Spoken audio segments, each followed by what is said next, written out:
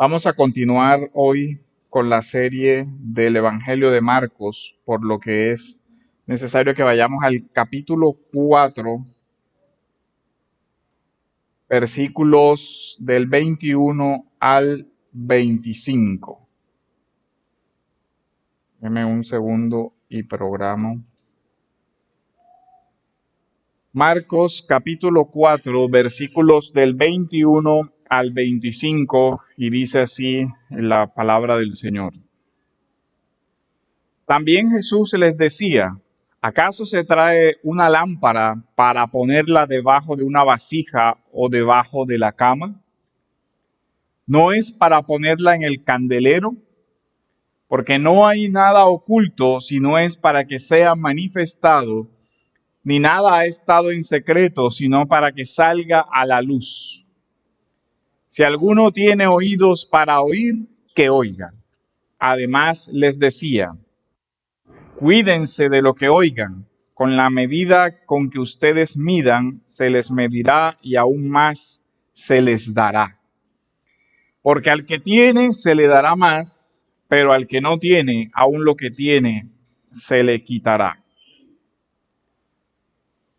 En el año 2004, en la Academia de Baviera, se produce un debate poco común entre el famoso filósofo Jürgen Habermas y un teólogo católico de nombre Joseph Ratzinger, más conocido posteriormente como Benedicto XVI. El tema del debate fue los fundamentos prepolíticos y morales del Estado liberal de derecho. Y uno dice, ¿y qué hace un teólogo hablando de los fundamentos morales de los estados liberales en Occidente? Hoy eso nos parece raro, ¿cierto? Un tema bastante extraño para un debate de un teólogo. Pero ¿por qué nos parecen esos temas hoy extraños a la Iglesia? Porque desde la Ilustración se implantó la idea de que las creencias religiosas deben reducirse al plano privado y estrictamente privado. Es decir, la Iglesia no tiene nada que hacer en la esfera pública, porque las ideas religiosas son un asunto de la conciencia de la persona y del círculo privado. Cuando mucho de religión se debería hablar en la casa y sin nadie presente. Porque según la idea de la Ilustración, la fe cristiana no tiene ninguna relevancia o no debería tener ninguna relevancia para la esfera pública, porque la fe cristiana o cualquier tipo de relacionada se considera como parte de los rezagos mitológicos de la civilización y por lo tanto fuera de la razón y en consecuencia algo que no merece la consideración en la esfera pública. Ahora, lo más triste del tema no es que la Ilustración piense eso, sino que la Iglesia cree eso y la Iglesia vive eso. La mayoría de las iglesias hoy creen que la fe cristiana debe asumirse como un ideal de vida privada. Estas son mis creencias, mientras en mi casa y aquí en el círculo cerrado entre nosotros no se diga nada, todo está bien. Pero la pregunta es, si eso se considera así, ¿cómo es que la Iglesia va a ser lámpara y va a ser luz en el mundo si lo que nosotros creemos como verdadero lo tenemos que guardar para nosotros mismos porque afuera nos impiden hablar? Ahora, el tema es, ¿de qué debería hablar la Iglesia? Porque según la concepción moderna, la esfera pública es la esfera de la razón, pero la Iglesia es la esfera de la emoción, ¿cierto? Del sentir religioso. Y a la Iglesia, ¿a qué se va? A tener algún tipo de éxtasis, de experiencia o de cualquier tipo de cosa emotiva que después obviamente no puedo ni justificar ni explicar, y la conversaciones sobre estos temas simplemente es que tú no has sentido lo que yo he sentido y en consecuencia tú no entiendes lo que yo sí entiendo, que realmente él tampoco entiende porque no se sabe explicar qué fue lo que le pasó en su esfera emotiva. Y obviamente, si esa es la condición, razonablemente alguien tendría que decir, bueno, si tú has tenido una experiencia que yo no puedo entender porque no puedes ni siquiera comunicar, guárdatela para ti mismo, porque no podemos dialogar sobre algo que es que pertenece a una esfera fuera de lo racional. Pero, ¿es esa la fe de la que habla la Biblia? ¿Acaso ha desterrado la fe bíblica la razón o hay alguna conexión entre fe y razón? ¿Es acaso el cristianismo algo más que un mero emotivismo? Ahora, lo curioso es que la realidad que estamos viendo en la esfera pública no es muy distinta a la de esa falsa religiosidad que se ve muchas veces, porque lo que estamos viendo en la esfera pública también es un mero emotivismo, unas ideas irracionales que nada tienen que ver con una verdad objetiva o con una ética objetiva. Ya sabemos a lo que eso ha llevado. Si yo me siento X, soy X indistintamente de las realidades, de las determinaciones de las realidades. Ahora, cuando el Señor nos habla aquí, hay que ver el tema de cómo el creyente y la iglesia son participantes de la luz. El creyente es iluminado en su interior por la luz del evangelio de la gloria de Cristo. Y esa luz tiene que irradiar todas las áreas de la vida del creyente. Absolutamente todas. ¿Eso qué quiere decir? Que debe tocar tu vida privada, debe formar tu conciencia, pero también debe tocar cómo te desempeñas tú como profesional en este mundo. Y tu testimonio debe partir de la excelencia en todos aquellos dones que Dios te ha dado para que seas luz en todo lo que hagas. Eso incluye tu trabajo, eso incluye tu familia, eso incluye tu participación en todas las esferas donde Dios te haya permitido estar e influir, porque nada debe permanecer oculto en la vida de alguien a la luz del evangelio de la gloria de Cristo. Y la iglesia vive iluminada por la palabra de Dios, que es la lámpara, ¿cierto?, que alumbra el lugar oscuro.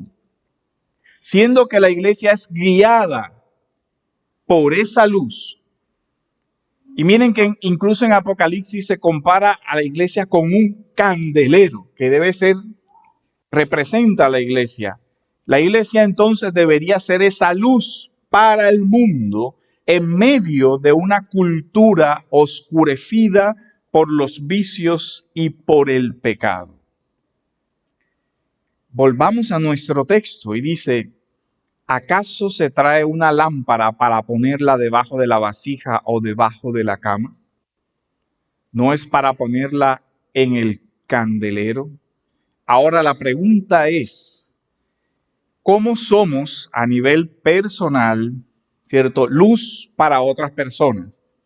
Pero también, ¿cómo somos a nivel de iglesia, luz para este mundo? Una de las formas como la iglesia debe asumir los retos nos es necesario establecer un diálogo con la cultura que nos rodea. Pero ese diálogo, ese debate, ese intercambio tiene que hacerse con la altura necesaria. Y con la altura necesaria a nivel moral, es decir, viviendo en la luz del evangelio de Cristo, pero también siendo luz a nivel cultural e intelectual. Eso exige de la iglesia que nosotros tengamos la suficiente formación en la palabra de Dios, en la teología para poder hacer un diálogo serio, honesto, argumentado con el mundo en el cual vivimos. ¿Para qué? Para que las personas puedan tener acceso a escuchar la palabra de Dios en el contexto en el que ellos pueden entenderlo. Un ejemplo de esto a nivel histórico fue cuando Pablo llega a Atenas. Nosotros vemos a un Pablo que puede hablar en el Areópago y decir, sus filósofos dicen esto, ustedes creen esto, pero podemos contrastarlo con esto. Ustedes sobre el cuerpo creen tal cosa, pero nosotros creemos esto por estas razones. Pablo, a diferencia de lo que muchos piensan, era una persona culta. Era una persona educada en la fe de su pueblo, ¿cierto? Educada en lo que era la escritura, pero no era un ignorante con relación a la cultura de su época. Lograba entenderla de tal manera que tenía la capacidad de ver las diferencias, pero establecer los puentes también. Sus propios poetas dicen, los cretenses son malas bestias. Dice, sus propios profetas dicen, en él existimos, nos movemos y somos. Y citaba a un filósofo griego. Era una persona que tenía la capacidad de hablar en el lenguaje de su mundo y en ese lenguaje transmitir los contenidos esenciales del Evangelio. La pregunta es, ¿tenemos nosotros hoy, como discípulos de Cristo, esa capacidad? Y creo que la respuesta, lastimosamente, es, en la mayoría de los casos, no. Y como la respuesta en la mayoría de los casos es que no, eso nos plantea la necesidad de un objetivo, la formación integral del discípulo. Porque es el discipulado, es la formación discipular a la luz de la persona y la obra de Cristo, de una reflexión seria de la palabra de Dios, lo que nos va a poder ayudar a ser luz en medio de este mundo. El discípulo ha recibido el legado de la palabra de Dios y no puede ocultarla. No podemos esconderla en nuestra esfera privada. Es que yo creo esto en mi casa y se acabó. O nos reunimos aquí todos y todos creemos lo mismo y qué chévere. Sí. Y la responsabilidad de ser luz al mundo, ¿en qué quedó? ¿En qué quedó la misión que Dios le encomendó a la iglesia? La misión que Cristo le encomendó a su iglesia de extender la luz a todas las personas en este mundo oscuro. Desde el comienzo, el discípulo debe adquirir esa amplitud de mirada, tener un conocimiento que le permita ver con claridad el mundo en el que vive y entender la necesidad de llevar la luz del Evangelio al mundo en el que vive. Esta lámpara, que es la palabra de Dios, debe ser llevada a cada rincón de nuestra sociedad. Jesús es la luz del mundo. Cuando el texto dice en el versículo 21, también Jesús les decía, ¿acaso se trae una lámpara para ponerla debajo de una vasija o debajo de la cama? ¿Cómo se responde esa pregunta? El Señor formula una pregunta. ¿Es lógico que tú que enciendas una luz y luego le coloques una vasija encima para ocultar la luz que has encendido? Ahora, la pregunta es, ¿cuál es la luz? El texto griego construye la expresión de una forma distinta y dice, la luz que viene al mundo. La luz que viene. Y ya nos da la idea de que se trata de una persona. La luz ha venido al mundo y esa luz es Jesús. Ahora recordemos, esta pequeña parábola va en unidad con la parábola que venimos trabajando, ¿cierto? Con la parábola del sembrador. Entonces, lo que se debe sembrar es la palabra de Dios. El sembrador es Jesús. Ahora se usa otra imagen. La luz que ha venido al mundo es la luz de Cristo. Cristo es esa luz. En general, vemos que la Biblia nos habla en muchos pasajes de Dios como la luz y de Jesús como la luz. El Evangelio de Juan hablará de la luz en los términos de la divinidad de Cristo y el Evangelio de Juan hablará de la luz como ya lo hemos explicado en una categoría moral.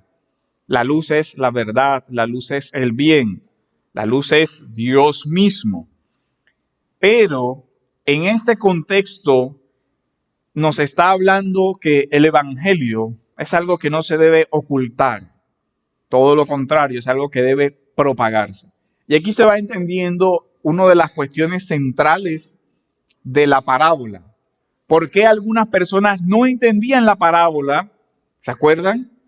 Pero Jesús le explicó la parábola ¿a quiénes? A sus discípulos. ¿Pero por qué y para qué? Para que los discípulos se quedaran con ese conocimiento oculto entre ellos simplemente y ya. No, para que en su debido tiempo los discípulos fueran ¿qué? Los emisarios, los mensajeros de la luz. La iglesia entonces, a través del discipulado, tiene la responsabilidad o la misión de ser luz. Y la iglesia solo será luz en la medida en que acoja la palabra de Dios. En la medida en que cada uno de nosotros forme nuestras mentes desde la palabra de Dios. En que la iglesia forme su adoración desde la palabra de Dios. En que crezcamos a nivel personal en la palabra de Dios. Para luego salir, ¿cierto? A hacer lo que el Señor nos ha encomendado, que es ir a todas las naciones a hacer luz. Vemos cómo la formación que la iglesia debe dar a sus discípulos va orientada hacia afuera, hacia ir. La iglesia es un lugar de formar discípulos. ¿Pero formar para qué? Para que crezcamos simplemente en nuestras mentes y el resto ¿qué? No. La misión de la iglesia es capacitar a los santos para la obra del ministerio. Eso es lo que dice la Escritura. ¿Y quiénes son los santos? ¿Los pastores? No, los santos son todos ustedes. Y eso también orienta a la misma iglesia. Y la misma iglesia debe evaluar con criterios de la Escritura. ¿Cuál es la función de un ministro? Debe ser alguien que enseñe la palabra de Dios. ¿Para qué? Para que todos, aprendiendo la palabra de Dios, puedan cumplir la misión que Dios nos ha encomendado. Y a todas las naciones del mundo, enseñando, ¿qué cosa? Aquello en que han sido previamente enseñados. Pero si la iglesia no cumple su misión docente, entonces, ¿cómo los discípulos estarán preparados para ir y enseñar? La respuesta a la pregunta es, ¿se enciende una lámpara para ponerla debajo de una vasija? La respuesta es negativa. No, no es lógico que una luz se encienda para ocultarla. Así, no es lógico que la iglesia reciba la instrucción de la palabra de Dios para esconderla. La iglesia debe expandir la luz, pero la debe expandir en un diálogo serio, porque la forma como la iglesia expande el evangelio es por la predicación. ¿Y qué implica la predicación? Hablar el Evangelio. Y en un contexto de diálogo del Evangelio saldrán cuestiones sobre el Evangelio, preguntas sobre el Evangelio. Y estamos capacitados para responder a esos cuestionamientos. Estamos preparados para hacer defensa del Evangelio en todas las esferas de la vida. ¿O solo somos difusores de una mera moralidad y ya? Porque ha sido el mundo el que le ha dado o le ha atribuido a la iglesia roles que la iglesia luego ha asumido. ¿Sabe qué? Ustedes son buenos hablando de la familia. Hablen de la familia y todos contentos. Difundan una moralidad donde nadie mate a nadie, que eso le conviene a todo el mundo y estamos todos en paz. Pero de ahí en adelante no se metan en otros temas, porque no son de su competencia. Y la pregunta es, ¿y quién determinó la competencia de la iglesia? ¿El mundo o Dios en su palabra? Si Dios es creador del mundo, Dios es soberano sobre todas las esferas de la vida del mundo, y la iglesia tiene responsabilidad sobre algunas esferas de la vida de la persona o sobre todas las esferas de la vida de la persona. Jesús no acepta de ninguna manera que su soberanía se limite a alguna parte de la vida de usted o de mi vida. Así que queda incluida en la soberanía divina su esfera de la conciencia, su esfera de la paternidad, su esfera del trabajo, su esfera de las relaciones gubernamentales, la esfera de la justicia, la esfera de todo. Todas las áreas de la vida deben ser iluminadas desde la palabra de Dios. ¿Y qué pasa si yo soy profesor de literatura? Yo no soy teólogo. Escriba un buen libro de literatura, uno de verdad bueno, que cuando el mundo tenga que hablar de literatura, tengan que hablar de lo que un creyente escribió, en su especialidad, en su área, en su ciencia, y sea excelente por la gloria de Cristo. A eso nos llama el Señor. A eso nos ha llamado el Señor, a ser luz, a ser sal en medio de este mundo. Así que la mediocridad en el ejercicio de nuestras profesiones se traduce también en ser oscuridad para un mundo necesitado de ver cómo el Evangelio eleva las capacidades racionales, mentales, emocionales de un ser humano. Si nosotros vivimos a la luz del Evangelio de la gloria de Cristo, nuestra mente será edificada. Pensaremos correctamente sobre las cosas como hay que pensarlas, pero Dios también formará nuestras emociones, nuestras sensibilidades, y tendremos el mismo sentir que hubo en Cristo Jesús sobre las cosas de esta vida. La luz vino al mundo. Eso nos remite a la gracia, eso nos remite a la encarnación. La luz de la que está hablando la parábola no es la luz que viene del entendimiento humano, sino la luz que viene como un regalo. Y eso es lo que la parábola marco de esto nos está enseñando. El sembrador vino a sembrar. Es el rey el que siembra la palabra de Dios. Y lo que ha venido a introducir es el reino. No es ese legado para ponerlo debajo de una vasija. Ahora, no es para ponerla en el candelero. Esta es la otra pregunta. ¿Es para ponerla debajo de la cama? La respuesta, no. La otra pregunta, ¿es para ponerla en el candelero, es decir, en un lugar alto para que alumbre a todos los que están en casa? La respuesta es sí. La luz debe ser colocada en alto para que alumbre a todos los que están en la casa. La luz es Cristo y la misión de la iglesia es llevar esa luz a todos los lugares del mundo. Ahora, viene la pregunta, ¿Cómo logramos hacer eso? Inevitablemente esto tiene que asociarse con la misión de la iglesia. Y una de las formas para poder hacer eso a lo que somos llamados es cuestionarnos. ¿Yo tengo la preparación para transmitir el evangelio? ¿Tengo la claridad suficiente sobre el evangelio para compartirlo con otra persona? ¿Para responder las dudas genuinas que salen del evangelio? Si la respuesta es no, entonces la responsabilidad que tengo es la de asumir con seriedad un discipulado que me capacite para eso. Esa sería mi responsabilidad y ese sería un objetivo que tendría que plantearse una persona que es discípulo.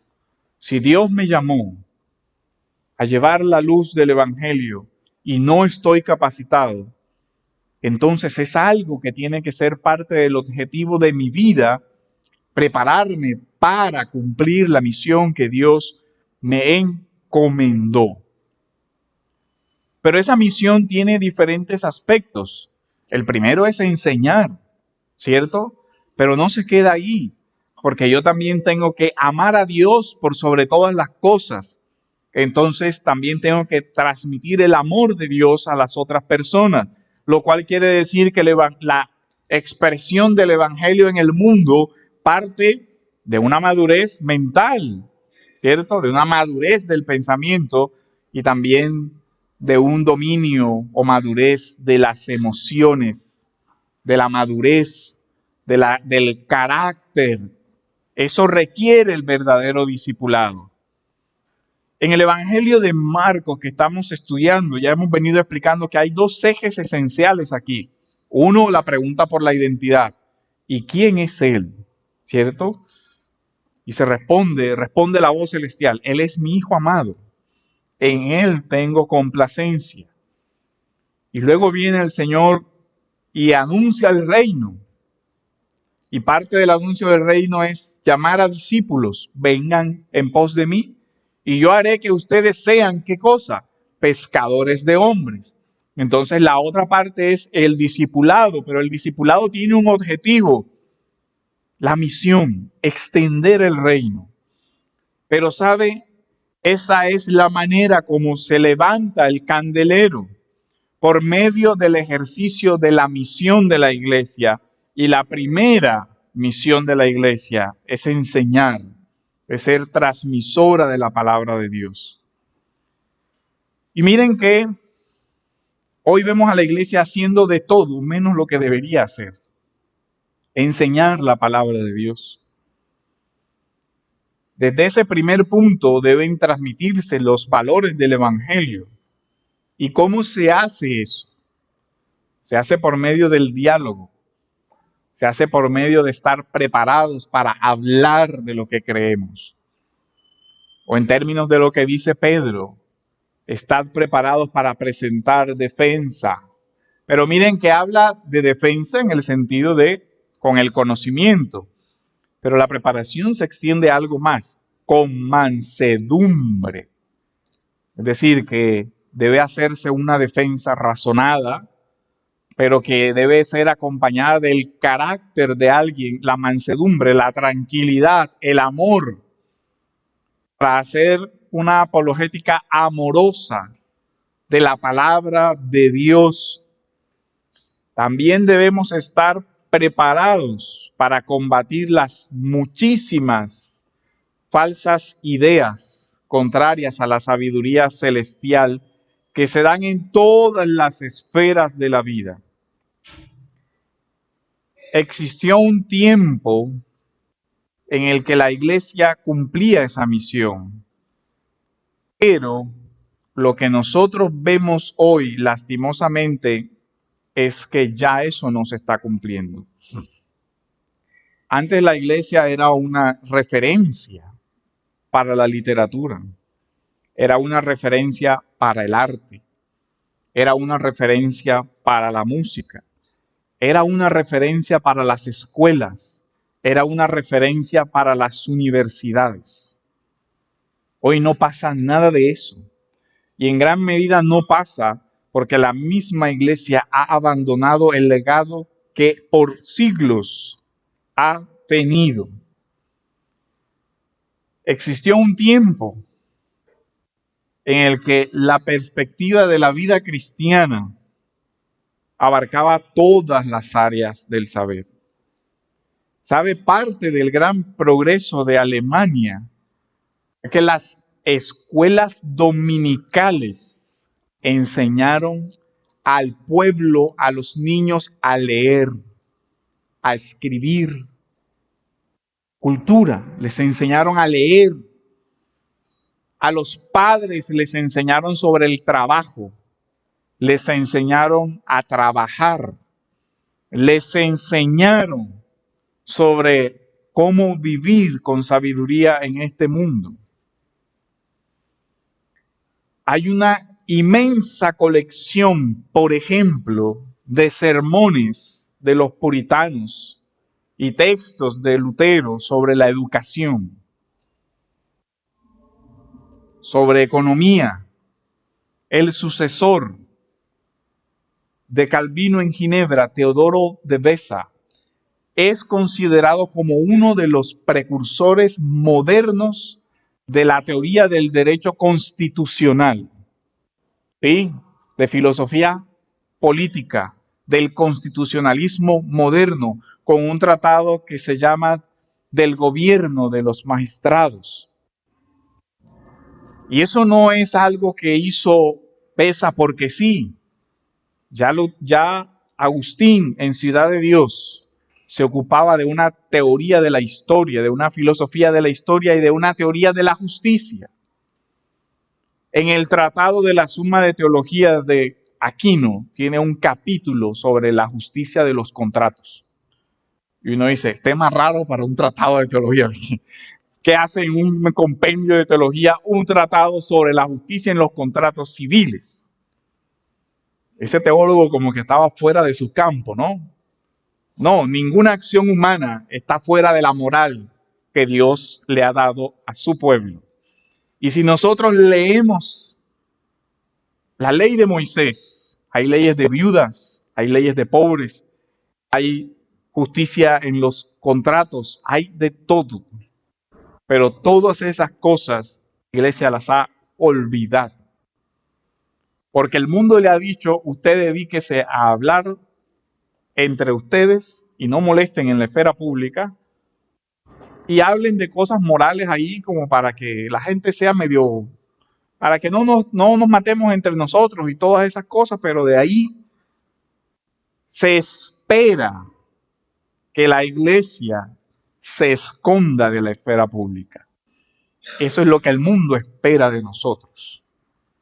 Lo más triste es que obedecemos muy servilmente lo que el mundo espera de la iglesia y nos escondemos de los grandes debates de la vida pública y en gran medida por la gran ignorancia de la iglesia de eso.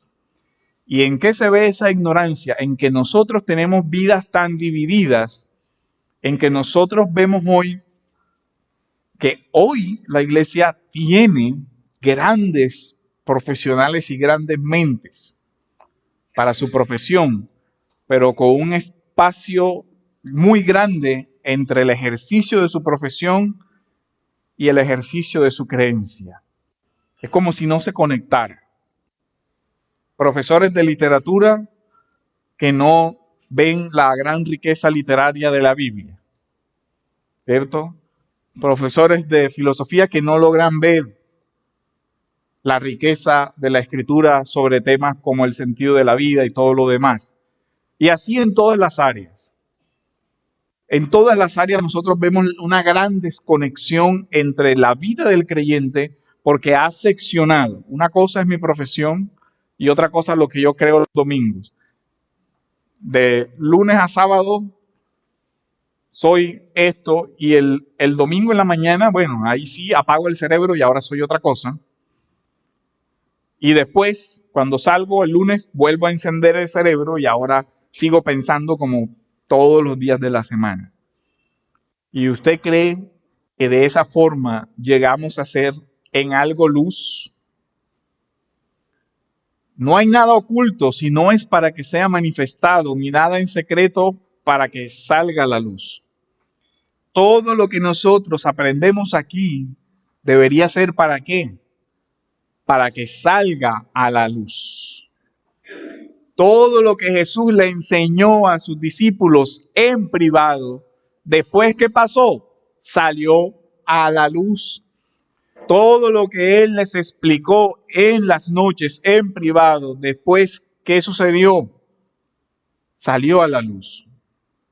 El cristianismo no es gnosticismo. El cristianismo no es un mensaje para un grupo de iluminados y que cierra a que nadie más acceda a lo que Dios enseñó. No, ese no es el propósito de la fe cristiana. Dios nos ha llamado no a ser un grupo de místicos elegidos, sino a que su palabra sea llevada al mundo con claridad, con amor, con contundencia. Es cierto, Dios no necesita de nuestra sabiduría para hacerse conocer. Eso es verdad. Pero tampoco y mucho menos necesita de nuestra ignorancia para hacerse conocer. Porque algunas personas se han dejado permear por ese antiintelectualismo. No, la fe es un asunto de la emoción y no de la razón. Entonces Dios lo que necesita es que nosotros sintamos cosas y ya. Y la misma iglesia está cayendo en un profundo oscurantismo por ese misticismo. Curiosamente, miren, lo que hoy se llama la Edad Oscura realmente fue la cuna intelectual de Occidente. La mayoría de las ideas que hoy se desarrollaron se deben a las reflexiones de la Edad Media. Y eso no lo dice un creyente, lo dice Alexander Coiré en su tratado sobre filosofía de la ciencia. Y dice, la idea de la Edad Media como Edad Oscura es falsa. Y lo dice alguien que no tiene nada que ver con la iglesia. Y lo dice en un tratado de filosofía de la ciencia. Pero la iglesia no sabe eso. Lo saben los que están fuera de la iglesia y la misma iglesia no lo sabe. Curioso, ¿no? Pero hay un llamado al discernimiento aquí también. Si alguno tiene oídos para oír, que oiga. Y esto es lo mismo que está en la parábola, ¿se acuerdan? La parábola del sembrador dice, tiene un acápite igual. Si alguno tiene oídos para oír, que oiga. Esta sección es un llamado a la iglesia, a todos nosotros a reflexionar sobre las implicaciones de la palabra de Dios. La palabra de Dios para nuestra vida personal, familiar, eclesial, para hacer luz, para servir a Cristo, para hacerlo conocer en todas las naciones.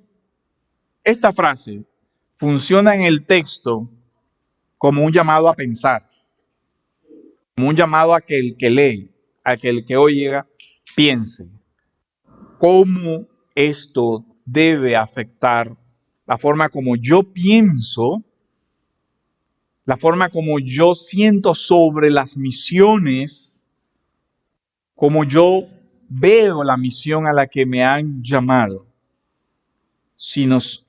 Miren que debemos comprender el mundo en el que vivimos, pero nos debe dar un profundo dolor por la oscuridad en la que viven muchas personas en este mundo.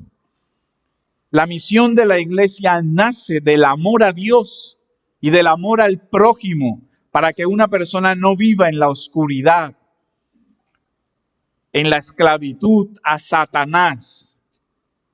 A eso somos llamados. Pero también recordemos que hay cizaña, hay mala enseñanza. Y aquí la parábola retoma esa parte. Además les decía, versículo 24, cuídense de lo que oigan. ¿Ven la advertencia? Oigan la palabra de Dios y difundan la palabra de Dios. Pero también cuídense de lo que oigan. Sean diligentes. Es que hay muchas malas enseñanzas, sí. Hay muchísimos malos maestros, sí, pero la Escritura también lo había dicho. Ancha es la puerta de la perdición. Angosto es el camino. Tú eres responsable de a quién vas a oír.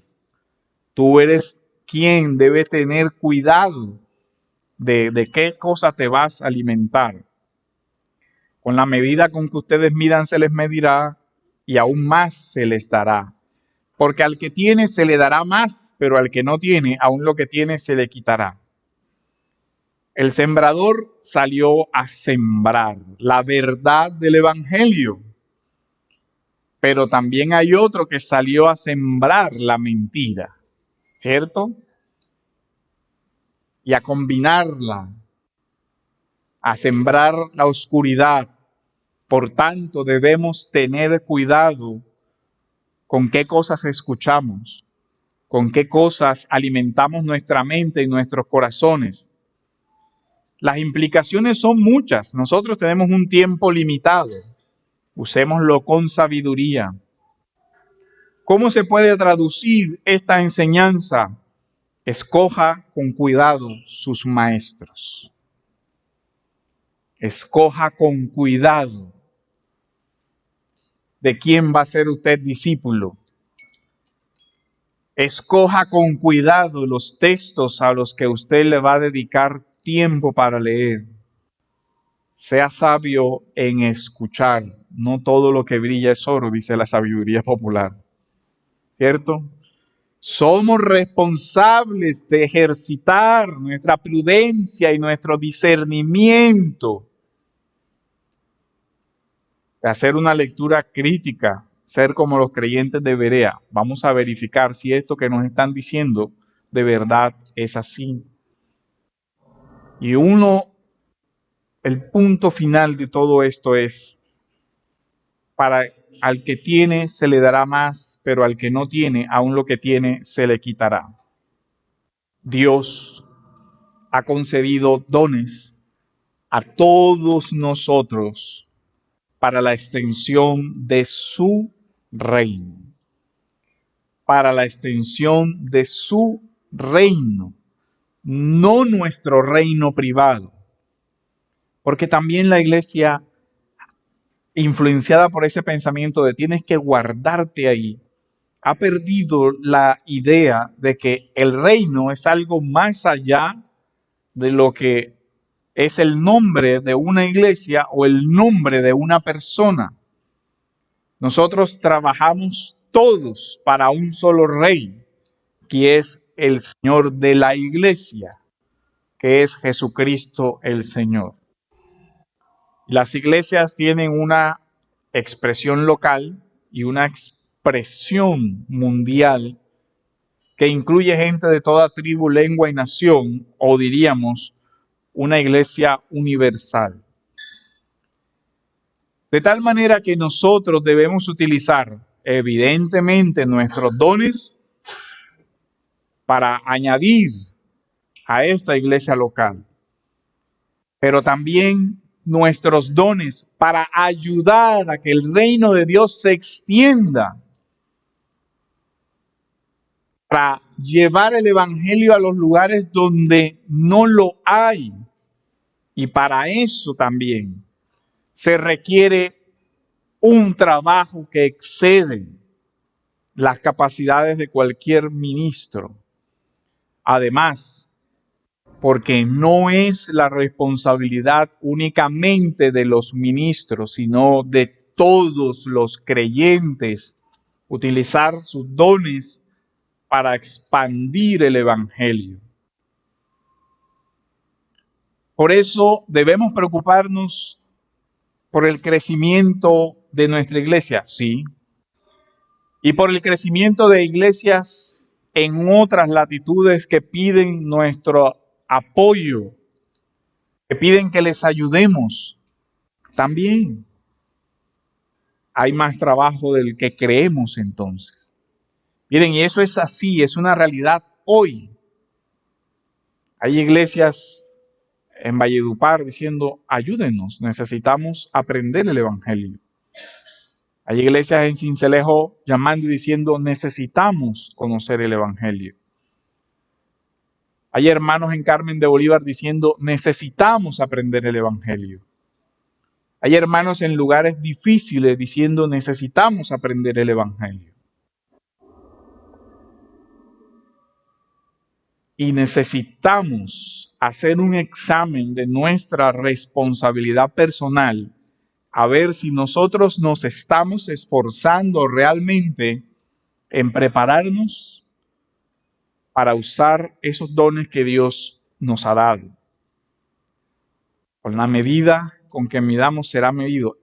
El que Dios le ha dado dones y los usa para su gloria, crecerán y se multiplicarán esos dones que el Señor le ha dado.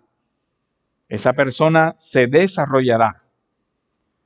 Pero si Dios le ha dado dones y por pereza, por falta de orden, por lo que sea, usted simplemente deja ese talento ahí debajo de la tierra, también ese poco o mucho que Dios le ha dado se secará.